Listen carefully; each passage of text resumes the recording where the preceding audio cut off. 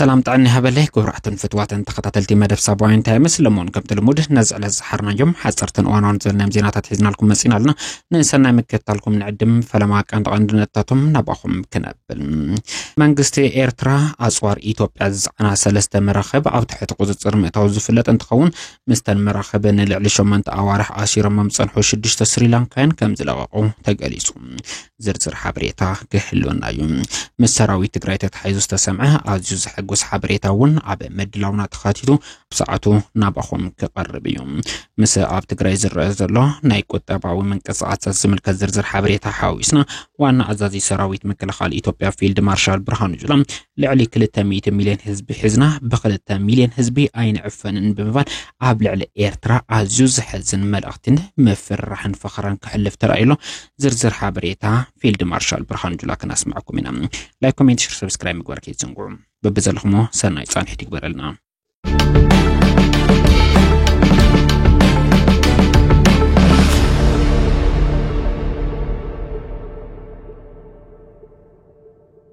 بعد هافتي آيت برهانا أصبحا أب كتما عدقرات بفرق بيليون زتخانص الزمناو هوتيل سامر ستار أمريقوم أب كتما عدقرات بعد هافت زخونو آيت برهانا أصبحا بعد سلسته خوبه فقاد انفستمنت زرخب الزمناو هوتيل سامر ستار تمريقوم إلا وقلقالوت محمد جمارو تقاليسولو وناني سامر ستار هوتيل زخونو آيت برهانا أصبحا كم زحبرو اتو هوتيل بالعلي فرق بليون بروصا كم زتخانصه نلعلي 5 زاخر وقنات دما عدل سراح كم زفتره قالي صوميوم أب عدخا إنفست مقبار زل على سجاي زبالو إتوم بعلى حفتم نتي بخينات زت حسيك وتبعت تجري أب مبرخ زحاشة عبركتو على وكبلو الشخم تقيسهم اللهم التحابري كوميشن إنفستمنت كلاستر زوبا مبرات تجري زخونو أي تعقبة في الصحة كم زجلسهم أبت زوبا حدش عن 8 فقاد إنفستمنت كم زرخب بمحبر 107 حد عندما أب هوتيل إنفستمنت كم زتوافرو تقيسهم اللهم على في زفرت سطان سلام زوبا مبرات تجري زخونو أي تبرخان برهم كم زجلسوا از هوتيل إنفستمنت بسنك عقات متصنح انت توقينات تحاسيس صنح قطبة نخنقاح زل على الجام كم زلوه تقيسهم يم مختل كنتيبا كتما عدقرات زخونو أي تولد قبر هوت كم زحابرو تتمرق زل هوتيل أبي مبرخ هوتيل إنفستمنتن قطبة ومنقسقاسن لعل قدر لو كبلو قليصهم كبل قدعت كومنيكيشن زوبا مبرقه نابزرقو حبريتا تقيسولهم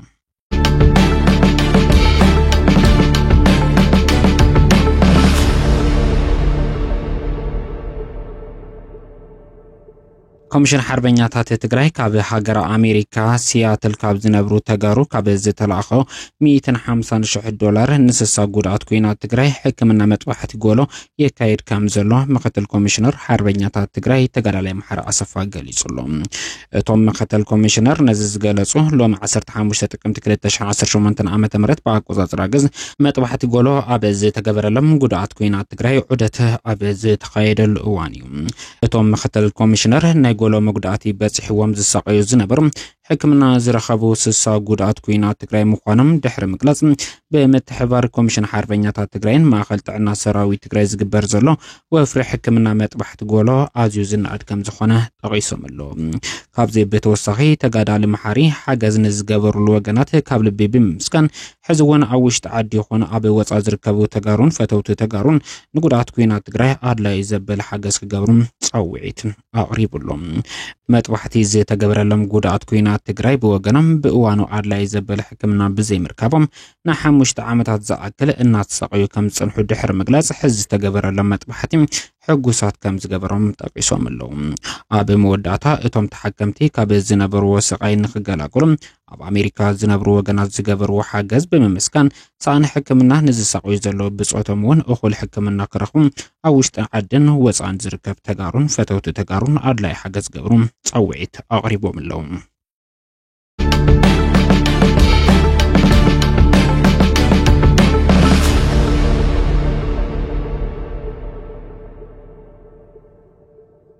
ኣብ ኤርትራ ብምጥሓስ ኣህጉራዊ ማያት ንልዕሊ 8 ኣዋርሕ ተኣሲሮም ዝጸንሑ 6 ስሪላንካውያን ናብ ሃገሮም ከም ዝተመለሱ ተሓቢሩ ሎሚ 15 ጥቅምቲ 2018 ዓመተ ምህረት ብኣቆጻጽራ ግዝ ድሕሪ ንውሕ ዝበለ መይጥ ካብ ሕዳር 7 2024 ብኣቆጻጽራ ምዕራባውያን ጀሚሩ ኣብ ኤርትራ ተኣሲሮም ዝጸንሑ 6 ስሪላንካውያን ዜጋታት ከም ዝተፈትሑ ሚኒስትር ወጻኢ ጉዳያት ስሪላንካ ጠቂሱሎም ዝፍለጥ ዋንነተን ናይ ኣዘርባይጃን ምዃነን ዝተገለጸ ሰለስተ መራኽብ ብዘይ ሕጋዊ መንገዲ ኣብ ማያዊ ግዛኣት ኤርትራ ስለዝኣትዋ ብሰብ መዘይ ሓይሊ ባሕሪ ኤርትራ ከም ዝተኣስራ ዝፍለጥ እዩ እዘን ሰለስተ ገዘፍቲ መራኽብ ድማ መንግስቲ ኢትዮጵያ ብኮንትሮባንድ ማለት እውን ብዘይ ሕጋዊ መንገዲ ካብ ኣዘርባይጃን ቱርክን ዝዓድጎም ዘመናዊ ኣጽዋራት ሒዙ ናብ ጅቡቲ እንትጓዓዝ ንኽል ባሕሪ ኤርትራ ጥሒሰን ምስ ምእታወን ተታሒዙ ኣብ ትሕቲ ቁፅጥር ከም ዝኣትዋ እዩ ዝተገለጸ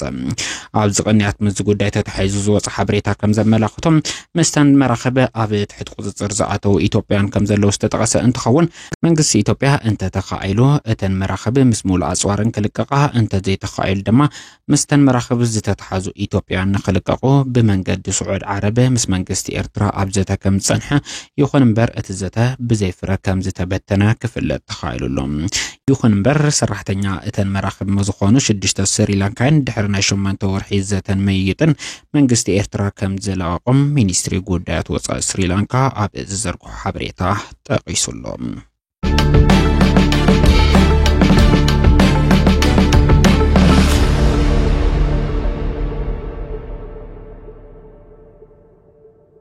ዋና አዛዚ ሰራዊት ምክልኻል ኢትዮጵያ በባሌ ወይኸዓ በቦሌ ኢትዮጵያ በር ባሕሪ ክትውንን ያከበል ጠቂሱ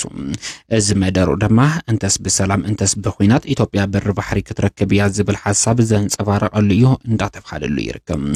ዋና አዛዚ ሰራዊት ምክልኻል ኢትዮጵያ ለማዓንቲ ኣብ ዝተኸበረ መበል 118 መዓልቲ ሰራዊት ምክልኻል ኢትዮጵያ ኣብ ዘሕለፈ ወስፍሕ ዝበለ መልእኽቲ ሙሉእ ቃሎም ንኹናት ዝዕድም እንዳተባሃለሉ ይርከብ ብፍላይ ኣብ መደሮም ድሕሪ 10 ዓመት ኢትዮጵያ ልዕሊ 200 ሚልዮን ህዝቢ ክትሕዝያ ክብል ድሕሪ ምጥቃስ ልዕሊ 200 ሚልዮን ህዝቢ ዝሓዘት ኢትዮጵያ ብ2 ሚልዮን ህዝቢ ክትዕፈን ኣይግባእን ክብል ኣዝዩ ዝሕዝን መደረ ክሕልፍ ተራእዩሎም ኢትዮጵያ ሃብቲ ተፈጥሮኣ ብኣግባቡ ክትጥቀም ይግባእ ክብል ዝጠቐሰ እንትኸውን ሃብቲ ተፈጥሮኣ ብኣግባቡ ከይትጥቀም ኣብ ውሽጣዊ ቅልውላው ክትጽመድ ድማ ታሪካዊ ጸለእትና ይስርሕሎ ክብል ጠቂሱሎም ታሪካውያን ጸለእትና ባንዳታት ተጠቂሞም ውሽጣዊ መርጋዕ ከይህልወና ሃብቲ ተፈጥሮና እውን በአግባቡ ከይንጥቀም ንዓመታት ክሰርሑ ጸኒሖም እዮም ድሕሪ ሕዚ ግን ኣይንዕገስን ክብል ዋና አዛዚ ሰራዊት ምክልኻል ኢትዮጵያ ዝኾነ ፊልድ ማርሻል ብርሃኑ ጁላ ዝጠቐሰ ንልዕሊ 30 ዓመት ደቂስና ኢና ክብል ዝጠቐሰ ፊልድ ማርሻል ብርሃኑ ጁላ ሕዚ ግን ንዘይክንደቅስ ኣምባሕሪርና ነቕሒና ኢና ክብል ጠቂሱሎም ናይ ህልውና ሕቶ ሃገርና ዝኾኑ ሰላምን ልምዓትን በር ባሕርን ኣብ ዝሓፀረ ግዜ ዕውት ንምግባር ሰራዊት ኢትዮጵያ ካብ ዝኾነ ግዜ ንላዕሊ ፍሉይ ምድላዋት ውዛዚሙ ኣብ ቁመኑ ይርከብ ክብሉ ጠቂሶም ኣለው መደረ ፊልድ ማርሻል ብርሃኑ ጁላ ሙሉእ ንሙሉእ ኣንጻር ኤርትራ ዘቕንዐ እንዳተባሃለሉ ይርከብ